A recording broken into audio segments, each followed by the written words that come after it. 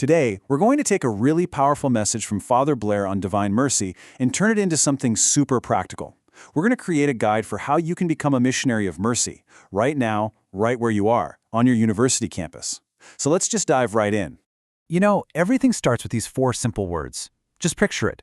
Jesus' disciples are locked in a room. They are terrified. They just abandoned him, denied him. And yet when he appears, what are his first words? Not judgment, not "I told you so." It's an offering of peace. And that right there, that's the foundation for everything. It's a peace that forgives, that heals, and that empowers us for what's next.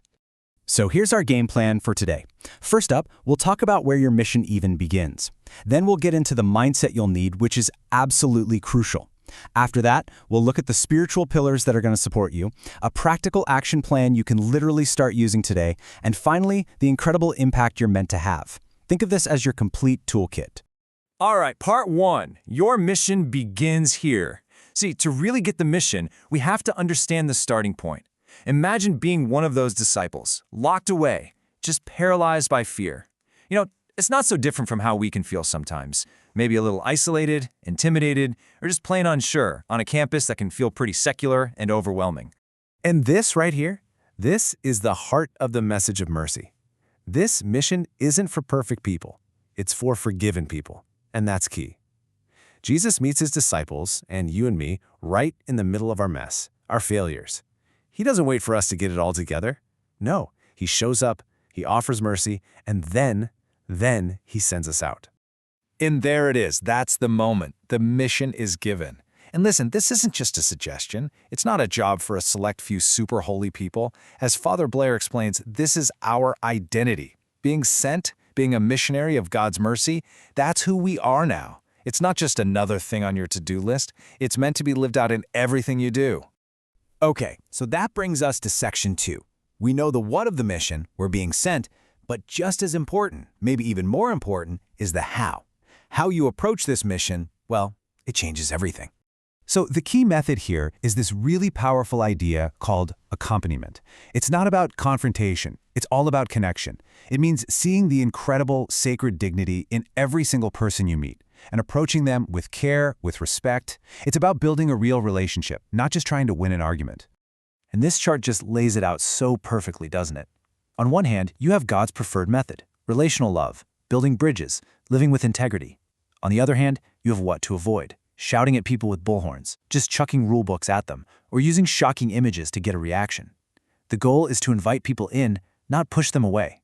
Okay, so you've got the mission and you've got the mindset, but any mission needs fuel, right? You can't run on empty, and that brings us to section 3, your spiritual foundation. To be able to give mercy out, you have to be filled with life and grace yourself. And this isn't some new idea. The very first Christians actually showed us exactly how to do it. The book of Acts tells us they devoted themselves to these 4 things. First, the teaching of the apostles. You got to know the faith. Second, communal life, because let's be real, you cannot do this alone.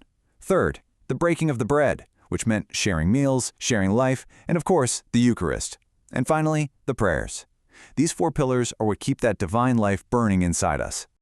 Now for section 4, where the rubber really meets the road. We're getting super concrete with a practical action plan. Father Blair explains that the Church gives us 2 clear lists of actions to put our faith into practice. We call them the works of mercy. So first up, we have the corporal works of mercy. These are all about addressing the physical, bodily needs of our neighbors. And hey, you don't have to do it all yourself. You might not be able to shelter a homeless person in your dorm room, but you can absolutely support the local organizations that do. You can give your time or your resources to make a real tangible difference. Next are these spiritual works of mercy. And man, these are so incredibly relevant to daily campus life. Just look at this list. Counseling someone who's doubting, comforting a friend who's hurting, bearing wrongs patiently. These are things you have the opportunity to do almost every single day with your friends, your roommates, and your classmates. And I absolutely love this quote from Father Blair because it's just so real. That phrase, admonish the sinner, can sound really harsh, right? But he makes it clear. It's not about judgment. It's not about yelling at your roommate. You're going to hell, dude. No. It's about listening to the Spirit, looking for the right moment, and speaking truth into someone's life with love and care. Maybe helping a friend see a better path before they make a mistake. It all comes back to the relationship. All right, this brings us to our final section, living a life of impact. We've talked about the mission, the mindset, the spiritual foundation, and the practical actions. But what's the end game? What's the ultimate goal of all this? Well, it's about becoming a true instrument of God's peace in the world. And here's the goal. All these little works of mercy, when you do them with that spirit of accompaniment, they help build what Father Blair calls a church without frontiers, a community that knows how to lift people up, not tear them down, a place that creates those bridges of friendship and solidarity we talked about earlier. This is such a profound thought. We all pray for peace in the world, right? But this brings it right back home, to us. True, lasting peace begins with a life in Christ. And how does that life get extended out into the world? Through you, through your actions, through the mercy you choose to show to the people around you, every single day. So, we end with this challenge. This idea that global peace isn't some far-off thing for politicians to figure out. It starts at the most personal level. It starts with you.